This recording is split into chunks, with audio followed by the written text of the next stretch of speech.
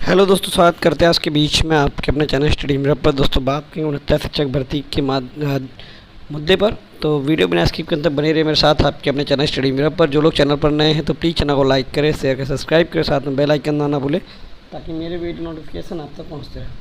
जैसे तो 69 शिक्षक भर्ती में असली खेल अब शुरू हो चुका है। क्या है वो असली खेल? जैसा कि आप बता, डिवीज़न बेंच का आदेश आए हुए 1 हफ्ते से ज़्यादा हो चुके हैं, 10 दिन के आसपास हो चुके हैं। 13 तारीख को आदेश आया था और 10 दिन से ज़्यादा हो चुका है आदेश आए हुए। और अब जो चीज़ें थी, जो मैंने आपको बताया था कि 69 शिक्षक भर्ती में अब याची का खेल शुरू होगा, क्योंकि विभाग भी यही चाहता है कि मामला बहुत जल्दी सुप्रीम कोर्ट में चैलेंज हो, क्योंकि जितनी जल्दी मामला सुप्रीम कोर्ट जाएगा उतना ज़्यादा विभाग को टाइम मिल जाएगा। ठीक है, मैंने आपको बता दिया था कल कि 2 याचिकाएँ सुप्रीम कोर्ट जा चुकी हैं, जिसमें चैलेंज डिवीज़न बेंच का जजमेंट किया गया है। ठीक है, डिवीज़न बेंच के जजमेंट को चैलेंज किया गया, उसमें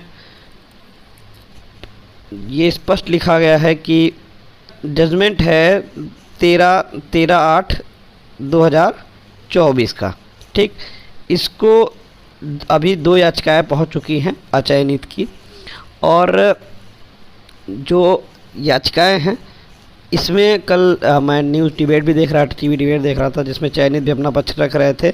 चयनित का कहना ये था कि हमने सरकार को बहुत समय दिया है, सरकार से हम लोग उम्मीद कर रहे थे कि सरकार चयनित के बारे में कुछ लिखित आश्वासन या कुछ भी देगी, लेकिन जिस तरीके से पिछले 10 से 12 दिन निकल चुके हैं, वहाँ पर सरकार ने अभी तक किसी प्रकार कोई लिखित चीज़ें नहीं दी हैं। तो इसको लेकर चयनित ने भी कहा कि हमें भी अपना पक्ष रखने के लिए हमें मजबूती के साथ उतरना पड़ेगा। वहीं उसी पर 6800 के विजय यादव भी बैठे थे, उन्होंने भी कहा कि मेरी पूरी सिंपैथी चयनित के साथ हैं कि उनके लिए सरकार पॉलिसी बना दे और चीज़ें कर दे, सब कुछ कर दे, हमें किसी प्रकार कोई आपत्ति नहीं, बस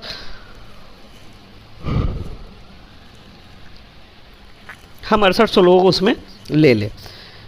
लेकिन अगर मान लीजिए मामला सुप्रीम कोर्ट जाता है, ठीक है, जैसा कि मामला जाता नहीं चला गया है, लेकिन वहाँ पर जब हमें अपनी बात रखनी होगी तब वहाँ पर हम ये चीज़ नहीं रख सकते, क्योंकि वहाँ पर चयनित अपने लिए सारे तरीके इस्तेमाल करेगा अपने आपको बचने के लिए और 68 को ख़त्म करने के लिए, यानी आरक्षण मामले की ऑर्डर को पलटने के लिए।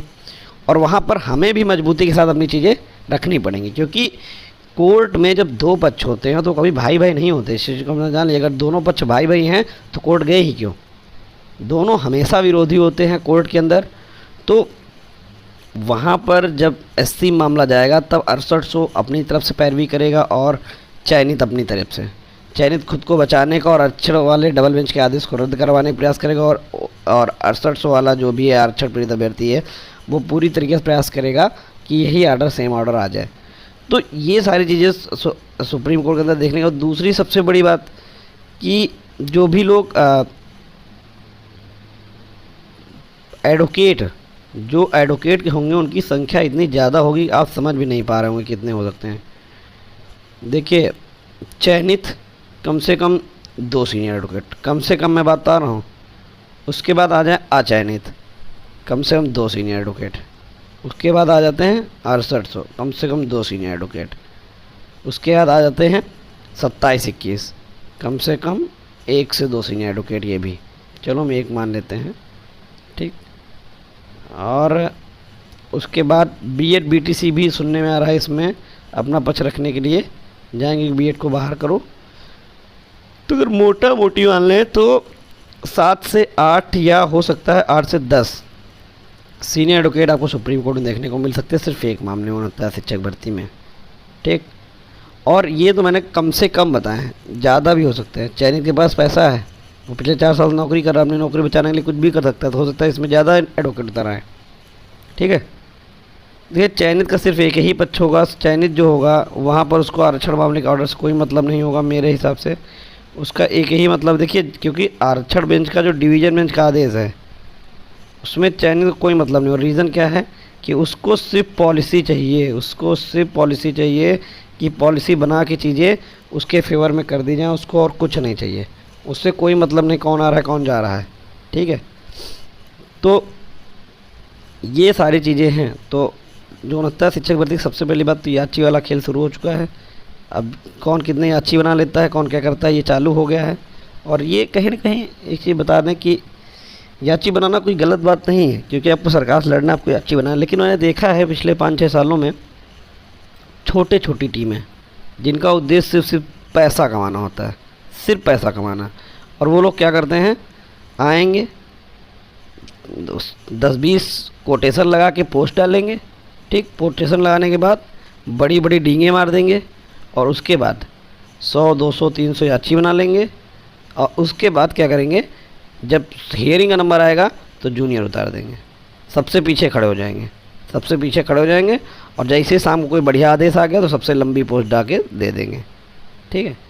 तो देखिए, मैं चाहे जनरल हो, चाहे ओबीसी हो, चाहे एससी हो, मैं ये ज़रूर कहना चाहूँगा कि आप उनके साथ जुड़िएगा। देखिए, आप सभी लोगों को अपना अपना अधिकार, सभी लोगों को वोट जाने का अधिकार, सभी लोग अपना बचाने का खुद को अधिकार है। लेकिन मैं यही कहना चाहूँगा, देखिए, आप सरकार से लड़ रहे हैं, चाहे वो जनरल हो, अपने नौकरी के लिए ओबीसी हो, एससी हो, तो सरकार के पास पैसे कोई कमी नहीं है। उनके पास खुद का एडवोकेट है, उनके पास चीज़ें हैं, उनके पास एजी है, उनके पास एसजी है, ठीक है। लेकिन आपको लड़ने के लिए सुप्रीम कोर्ट लड़ाई इतनी आसान नहीं होती, लाखों में एक एक हियरिंग होती है। तो इसके लिए संगठित रहो, विशेष तौर पर उस टीम का चयन करें जो लगे कि ज़मीनी स्तर पर काम करेगी। उसको मत चयन करिएगा जो सिर्फ आपके पैसे से मज़े करे और आपका पैसा लेके फुर्र हो जाए, ठीक है। तो ये अपने विवेक से सब कुछ सोच समझ के कीजिएगा, क्योंकि आपका पैसा है, आपकी ज़िंदगी है, ठीक है। हमदर्दी मेरी सभी के साथ है, लेकिन निर्णय जो है वो हमदर्दी से नहीं चलता है, वो सुप्रीम कोर्ट करेगा, ठीक है। निर्णय इसमें क्या करना है, और सुप्रीम कोर्ट के लिए भी आसान नहीं होगा इस पर आदेश देना इतना आसानी से। और जो भी आदेश आएगा इसमें, फिर मैं आपको बता रहा हूँ, एक पक्ष बहुत ज़्यादा परेशान होगा, कौन सा होगा ये वक्त बताएगा, बट कोई पक्ष ऐसा होगा जिसको बहुत ज़्यादा परेशानी होगी, ठीक है। तो ये थी update. Thank you for watching.